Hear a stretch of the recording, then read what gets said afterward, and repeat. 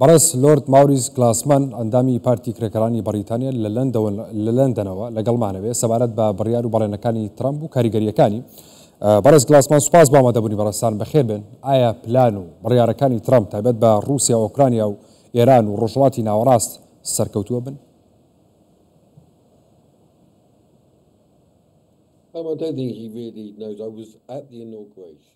بەڵێ هیچ پرسیارێک هەڵ ناگرێت کە من وەک ئەندامی پارتی کرێکاران لە بەریتانیا من لە واشنگتنەوە بوو و هەروەها ئێمە هەماهەنگێکی زۆر باشمان لەگەڵ کورد هەیە و پشتیوانی کوردمان کردووە بۆ دیموکراسی و ئازادی وەک وڵاتێک و ئێمە زیاتر لە واشنگتن باسی کوردمان کردووە و لە بەریتانیاش باسی کورد دەکەین.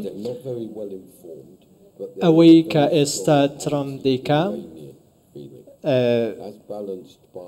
ئەجەندایەکی هەیە کە دژی ئێرانە بە تەواوی دژی ئێران مامەڵە دەکات و دەیەوێت سیاسەتەکانی بە گوێرەی دژی ئێران داڕێژێت و هەروەها ئەم پەیوەندی ئێستا لە نێوان کورد و ترامپ هەیە پەیوەندێکی ناوازەیە. زۆر باشە. یەکێک لە بەڵێنەکانی ترامپ وەستاندنی شەڕی غەزە بوو. بۆچی وێنەکە تاوە پێچەوانەیە؟ ئێستا ئەمریکا گڵۆپی سەوزی بۆ ئیسرائیل هەڵکردووە. چی ئەوێت لە غەزەیکە؟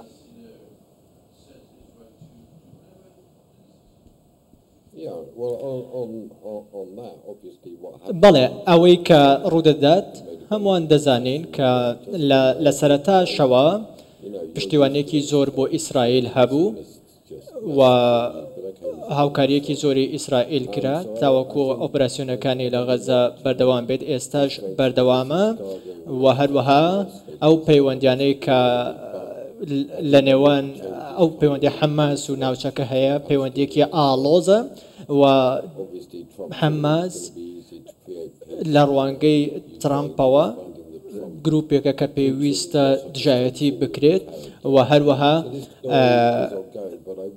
هەر بۆیەش کە پەیوەندیەکانی لەگەڵ ئیسرائیل زیاتر پتە دەکات و دەیەوێت هاوکاری بکات تاوەکو حەماس لە ناو بەرێت و هەروەها ئامانجی شێتی لە ناوخۆ لە ڕووی ئابووریەوە وڵاتەکەی ببوژێنێتەوە. زۆر باشە. ئیدارەی ترامپ ماوەڵێکی دروست لەگەڵ دۆخی ڕۆژهەڵاتی ناوەڕاستەکە چونکە بەشی زۆری دۆخەکە گرێدراوی یەکە.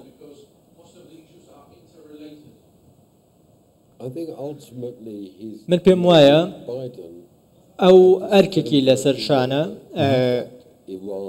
دەیەوێت لەگەڵ ئێران ئاشتیەک بەرپا بکات وەک ئەوەی ئێستا هەیە کە گفتوگۆکان بەردەوامە و دەیەوێت پەیوەندیەکانیشی لەگەڵ سعودیە بەهێز بکات. ئەم هەوڵ دەدات ترامپ ئەم پەیوەندیە بەهێز بکات و دەیەوێت هاوپەیمانیەک دروستکات بۆ پاراستنی بەرژەوەندیەکانی خۆی و هەروەها دەیەوێت سیاسەتی ئێران و هەژمونی ئێران لە ناوچەکە کەم کاتەوە هەر بۆیە دەیەوێت ڕێکەوتنێکی لەگەڵ بکات و دەیەوێت هەژمونی شیعی لە ناوچەکە لاواز بکات. بەڕێز گلاسمان ینی ئەبینین بەردەوامش بۆ کورد باش دەبێت.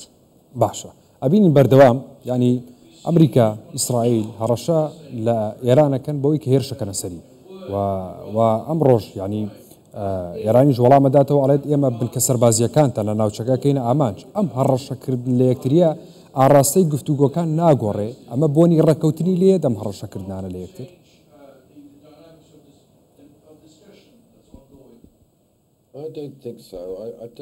من پێم وانە وابێت من پێم وایە ئەمریکا لە ئێران ناترسێت و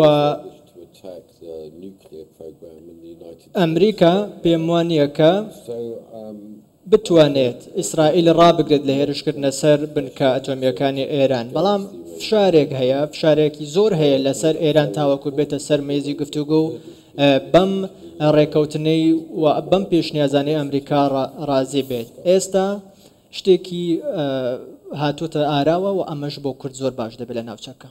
زۆر باشە. ئیدارەی ترامپ سەرکەوتوو بووە بە شێوەیەکی گشتی لە ئەو بەڵێن و بڕیارانەی کە داوێتی سەبارەت بە ناوخۆ و دەرەوە باسی دەرەوەمان کردواتە باسی ناوخۆی ئەمریکاژە.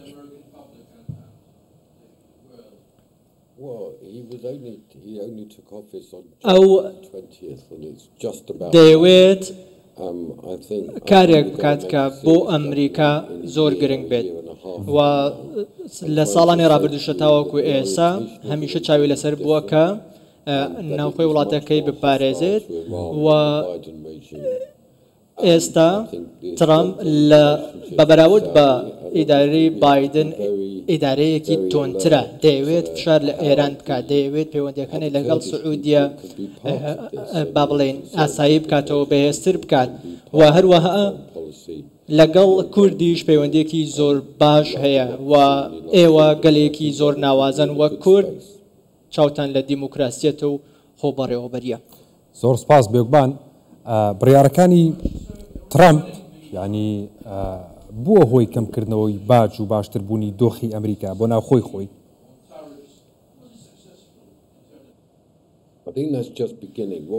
ئێستا سەرەتایە پێویستە چاوەڕێکەین تاوەکو کۆتایی بزانین چی ڕوودەدات بزانین ئایا ئەم بڕیارانەی ترامپ سەبارەت بە باج و سەبارەت بە کۆچبەران و ئەم پرسانە ئایا بزانین باش دەبێت یاخود نا بەڵام ئەو بڕیارانەی ئێستا ترامپ دەری کردوون بە نسبەت منەوە بڕیاری زۆر باشن سەبارەت بە کەمکردنەوەی باج و با بڵێن بژاردنەوەی ئابووری وڵات ئەو زۆر ڕژدە لەسەر ئەم بڕیارانەی و دەیەوێت وە بڕیاریشیدا کە بودجەی بەرگری زیاد بکات وە کردی. زۆر باشە باسی کوردت کرد ینی لەم ئیدارەی ترامپ کورد دەتوانێت بگات بە ئامانجە مێژوویەکانی خۆی.